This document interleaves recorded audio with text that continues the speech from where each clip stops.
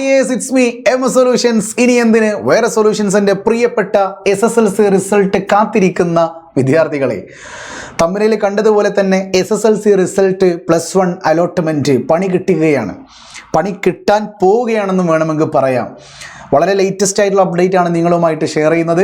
ഒരു കാര്യം ഞാൻ ഉറപ്പിച്ച് പറയാം, SSLC റിസൾട്ട് വന്നതിന് ശേഷം നിങ്ങൾക്ക് ഉറക്കമില്ലാത്ത രാവുകളായിരിക്കും. കാരണം അലോട്ട്മെൻറ്റ് തുരുതുരാ വന്നുകൊണ്ടിരിക്കുക മക്കളെ. ശ്രദ്ധിച്ചോളിൻ. യെസ്, അപ്പോൾ ഇത്ര വിദ്യാഭ്യാസപരമായ വാർത്തകൾക്കും ഇൻഫോർമേറ്റീവ് വീഡിയോകൾക്കും ഈ ചാനൽ സബ്സ്ക്രൈബ് ചെയ്യാൻ മറക്കല്ലേ. അതോടൊപ്പം തന്നെ മറ്റുള്ള വിദ്യാർത്ഥികളിലേക്ക് ഷെയർ ചെയ്യുവാനും മറക്കല്ലേ. സോ ഡിയേഴ്സ്, SSLC റിസൾട്ട് ഈ വർഷം 2025 മെയ് 9 ഉച്ചയ്ക്ക് ശേഷം 3 മണിക്ക് പ്രസിദ്ധീകരിക്കും. നിങ്ങൾ ആ റിസൾട്ട് കാണുന്നത് 3:45 ആകുമ്പോഴായിരിക്കും. കൃത്യമായി പറയുകയാണെങ്കിൽ 1 മണിക്കൂർ കഴിഞ്ഞിട്ടേ നിങ്ങൾ കാണുള്ളൂ. കാര്യം 3 മണിക്ക് വിദ്യാഭ്യാസ മന്ത്രി ഔദ്യോഗികമായി പ്രസിദ്ധീകരിക്കുമ്പോൾ 1 മണിക്കൂറിന് ശേഷമാണ് നിങ്ങൾക്ക് റിസൾട്ട് കിട്ടുക എന്ന് ഞാൻ കഴിഞ്ഞ വീഡിയോയിലൂടെ അറിയിച്ചതാണ്. സോ തീർച്ചയായിട്ടും SSLC റിസൾട്ട് മെയ് 9 ഉച്ചയ്ക്ക് ശേഷം 3 മണിക്ക് പൊതുവിദ്യാഭ്യാസ മന്ത്രി പ്രസിദ്ധീകരിക്കും.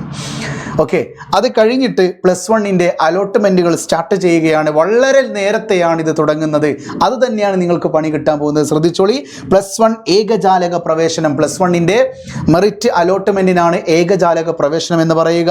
അത് 2025-26 അപേക്ഷാ സമർപ്പണം ആരംഭിക്കുന്നത് മെയ് 14 തീയതിയാണ്.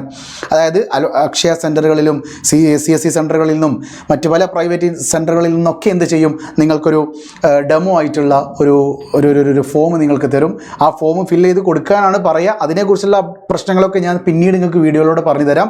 ഒരു കാര്യം ഞാൻ ഉറപ്പിച്ച് പറയട്ടെ, അലോട്ട്മെൻറ്റുമായി ബന്ധപ്പെട്ട അപ്ഡേറ്റുകളെക്കുറിച്ചും കൃത്യമായ ഇൻഫർമേഷനും ഇല്ലാതെ നിങ്ങൾ അലോട്ട്മെൻറ്റിൻ്റെ ഫോം ഫില്ല് ചെയ്യുക പോലും ചെയ്യരുത് കേട്ടോ. കൃത്യമായ ഇൻഫർമേഷൻ നിങ്ങളുടെ കൈകളിൽ വേണം. ഒരു ചെറിയൊരു അക്ഷരത്തെറ്റ് മാത്രം മതി നിങ്ങളുടെ അലോട്ട്മെൻറ്റ് റദ്ദായി പോകാൻ. ഒരു ടിക്ക് മതി. ഓക്കെ, അതെന്താണ് ആ ടിക്ക് എന്നുള്ളതൊക്കെ ഞാൻ എന്ത് ചെയ്യും, നിങ്ങൾക്ക് വരും ദിവസങ്ങളിലൂടെ അറിയിച്ചു തരും. റിസൾട്ട് ഒന്ന് അങ്ങോട്ട് വന്നോട്ടെ. ഓക്കെ, റിസൾട്ട് വരുന്നതിന് മുമ്പേ നിങ്ങൾ ഇന്ന കോഴ്സ് എടുക്കണമെന്നൊന്നും ഞാൻ പറയാറില്ല. അതുകൊണ്ട് റിസൾട്ട് ഒന്ന് വരട്ടെ. സോ +1ൻ്റെ അപേക്ഷകൾ ആരംഭിക്കുന്ന തീയതി മെയ് 14 ആണെങ്കിൽ അപേക്ഷകൾ നൽകാനുള്ള അവസാന തീയതി മെയ് 20 ആണ്. അതായത് കൃത്യമായി പറയുകയാണെങ്കിൽ വെറും 6 ദിവസം കൊണ്ട് കേരളത്തിൻ്റെ 4.5 ലക്ഷം വരുന്ന വിദ്യാർത്ഥികൾ എന്ത് ചെയ്യണം, +1ൻ്റെ അലോട്ട്മെൻറ്റ് ഫോം സെറ്റാക്കി കൊടുക്കണം, ഓൺലൈനിൽ അപേക്ഷിക്കണം. സോ വെറും 6 ദിവസങ്ങൾ കൊണ്ട് കേരളത്തിൻ്റെ 4.5 ലക്ഷം വരുന്ന വിദ്യാർത്ഥികൾ +1ൻ്റെ അലോട്ട്മെൻറ്റ് ഓൺലൈനിലൂടെ അപേക്ഷിക്കുമ്പോൾ പിഴവുകൾ സംഭവിച്ചേക്കാം. അങ്ങനെ ഒരു പ്രയാസം വരാനിരിക്കുന്നുണ്ട്. അതോടൊപ്പം തന്നെ നിങ്ങൾ ഇത് വിശ്വസിച്ചേൽപ്പിക്കുന്ന ആൾക്കാർ ഒരാളോട് മറന്നുപോയാൽ കയ്യിൽ നിന്ന് പോവുകയും ചെയ്യും. അതുകൊണ്ട് ആ 6 ദിവസം വളരെ ക്രൂഷ്യലായിട്ടുള്ള ഒരു സ്റ്റേജ് തന്നെയാണെന്ന്, ഒരു ക്രിട്ടിക്കൽ സ്റ്റേജ് ആണെന്ന് ഞാൻ പറയുള്ളൂ. നിങ്ങളുടെ ഫോമിൻ്റെ ഉത്തരവാദിത്തം, നിങ്ങൾ അപേക്ഷിക്കേണ്ട കംപ്ലീറ്റ് റെസ്പോൺസിബിലിറ്റിയും അത് നിങ്ങൾക്കാണ്. അതൊരു മറ്റൊരാളുടെ തലയിലേക്ക് നിങ്ങൾ വെക്കരുത്. ആ 6 ദിവസങ്ങളൊന്നും പോരെ ശരിക്കും പറഞ്ഞാൽ കേട്ടോ. എങ്കിലും നമുക്ക് നോക്കാം എന്തൊക്കെ സംഭവിക്കും എന്നുള്ളത്. മേ ബി ഡേറ്റൊക്കെ ഒന്ന് അങ്ങോട്ടും ഇങ്ങോട്ടൊക്കെ ചേഞ്ച് ആയേക്കാം, ഇപ്പോൾ പറയാൻ പറ്റില്ല. സോ മെയ് 20 കഴിഞ്ഞ് ട്രയൽ അലോട്ട്മെൻറ്റ് മെയ് 24 പ്രസിദ്ധീകരിക്കും. എന്താണ് ട്രയൽ അലോട്ട്മെൻറ്റ് എന്നുള്ളത് പിന്നെ പറയാം. സിമ്പിളായിട്ട് പറയുകയാണെങ്കിൽ നിങ്ങൾക്ക് കിട്ടിയാലും കിട്ടിയില്ലെങ്കിലും സ്കൂളിലും ആ കോഴ്സിലും ജോയിൻ ചെയ്യാൻ കഴിയില്ല. അതാണ് ട്രയൽ അലോട്ട്മെൻറ്റ്. നിങ്ങൾക്ക് ട്രയൽ അലോട്ട്മെൻറ്റ് കൊടുവള്ളി ഹൈസ്കൂളിലെ സൈക്കോളജി സയൻസ് കിട്ടിയാൽ അതിങ്ങനെ നോക്കി നിൽക്കുക എന്നല്ലാതെ നിങ്ങൾക്ക് ആ സ്കൂളിൽ പോകാനോ ആ കോഴ്സിന് ജോയിൻ ചെയ്യാനോ കഴിയില്ല. എന്തിനു വേണ്ടി വെയിറ്റ് ചെയ്യണം? നിങ്ങൾ ആദ്യ അലോട്ട്മെൻറ്റിന് വേണ്ടി വെയിറ്റ് ചെയ്യണം. ആദ്യ അലോട്ട്മെൻറ്റ് വരുന്നത് കുറച്ച് ഗ്യാപ്പ് ഇട്ടിട്ടാണ്. ജൂൺ 2 തീയതിയാണ് ആദ്യത്തെ അലോട്ട്മെൻറ്റ് വരുന്നത്. 2ാം അലോട്ട്മെൻറ്റ് വരുന്നത് ജൂൺ 10-നും 3ാം അലോട്ട്മെൻറ്റ് വരുന്നത് ജൂൺ 16-നുമാണ്. ഈ 3 അലോട്ട്മെൻറ്റുകളെയാണ് മെയിൻ അലോട്ട്മെൻറ്റ്, മുഖ്യഘട്ട അലോട്ട്മെൻറ്റ് എന്ന് പറയുന്നത്. ഓക്കെ, അത് കഴിഞ്ഞിട്ടാണ് പിന്നീട് സപ്ലിമെൻ്ററി അലോട്ട്മെൻറ്റും ട്രാൻസ്ഫർ അലോട്ട്മെൻറ്റും ഒക്കെ ഉണ്ടാവുക. അതുമായി ബന്ധപ്പെട്ട അപ്ഡേറ്റുകളൊന്നും ഇതുവരെ വന്നിട്ടില്ല. അതിനൊക്കെ പ്രോസ്പെക്ടസ് എന്ന് പറയുന്ന, കൃത്യമായി ശ്രദ്ധിക്കുക, പ്രോസ്പെക്ടസ് എന്ന് പറയുന്ന ഒരു ഫോം നമ്മുടെ ഗവൺമെൻറ് പുറത്തുവിടാനുള്ളൊരു 30 പേജുള്ളൊരു PDF ആണ്. അത് പുറത്തുവിടാനുണ്ട്. അത് പുറത്തുവിട്ട് കഴിഞ്ഞാൽ സപ്ലിമെൻ്ററി അലോട്ട്മെൻറ്റ് ഘട്ടത്തിന് മുന്നെയാണോ ട്രാൻസ്ഫർ അലോട്ട്മെൻറ്റ്, ശേഷമാണോ ട്രാൻസ്ഫർ അലോട്ട്മെൻറ്റ്, രണ്ടും നടക്കുന്നുണ്ടോ എന്നൊക്കെ നമുക്കറിയാം കേട്ടോ. അത് കഴിഞ്ഞ് ക്ലാസ്സുകൾ ആരംഭിക്കുന്നത് കേരളത്തിൻ്റെ 10ാം ക്ലാസ് കഴിഞ്ഞ റിസൾട്ട് വെയിറ്റ് ചെയ്യുന്ന കുട്ടികളുടെ +1 ക്ലാസ്സുകൾ സ്റ്റാർട്ട് ചെയ്യുന്നത് ജൂൺ 18-ാം തീയതിയാണ്. ചുരുക്കി പറഞ്ഞാൽ ഈ മാസം ഇപ്പോൾ മെയ് 8-ന് റിസൾട്ട് വന്നു കഴിഞ്ഞാൽ മെയ് 9-ന് റിസൾട്ട് വന്നു കഴിഞ്ഞാൽ കറക്റ്റ് ഒരു മാസം മാത്രമാണ് നിങ്ങളുടെ മുന്നിലുള്ളത് വെക്കേഷൻ എന്ന് പറയാൻ. അതൊരു വെക്കേഷൻ അല്ല, അതിനെ അലോട്ട്മെൻറ്റ് മാസം എന്നാണ് പറയുന്നത്.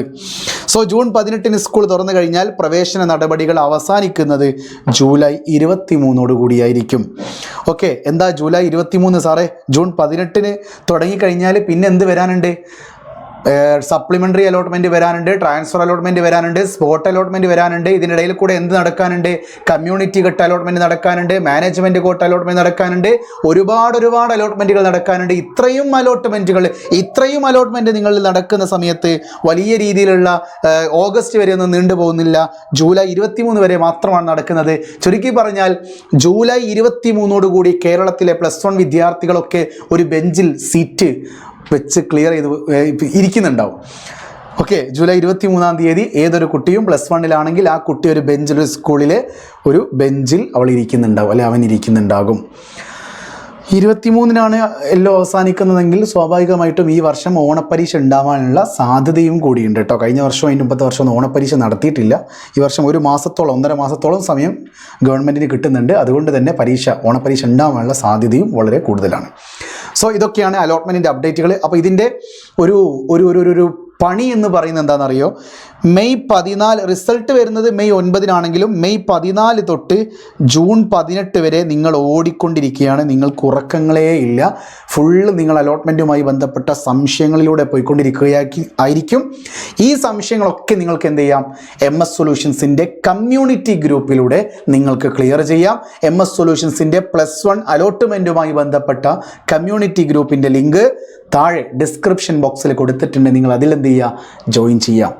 ഓക്കെ, താഴെ 1, 2, 3 കമ്മ്യൂണിറ്റി ഗ്രൂപ്പ് ഉണ്ട്. നിങ്ങൾക്ക് ഏതിൽ വേണമെങ്കിലും ജോയിൻ ചെയ്യാം. പക്ഷേ ആദ്യത്തെ കമ്മ്യൂണിറ്റി ഗ്രൂപ്പിൽ ജോയിൻ ചെയ്തിട്ട് ആദ്യത്തെ കമ്മ്യൂണിറ്റി ഗ്രൂപ്പിൽ ജോയിൻ ചെയ്ത ഒരാൾ രണ്ടാമത്തെയോ മൂന്നാമത്തെയോ കമ്മ്യൂണിറ്റി ഗ്രൂപ്പിൽ എന്ത് ചെയ്യേണ്ട ആവശ്യമില്ല, ജോയിൻ ചെയ്യേണ്ട ആവശ്യമില്ല കേട്ടോ. എല്ലാ ഗ്രൂപ്പിലും ഒരേ മെസ്സേജാണ് വരിക. ഓക്കെ ആണല്ലോ? വേറെ കുഴപ്പങ്ങളൊന്നുമില്ലല്ലോ? ഓക്കെ, എന്നാൽ വീണ്ടും കാണാം. It's me MS solutions. ഇനി എന്തിന് വേറെ സൊല്യൂഷൻസ്. ബൈ.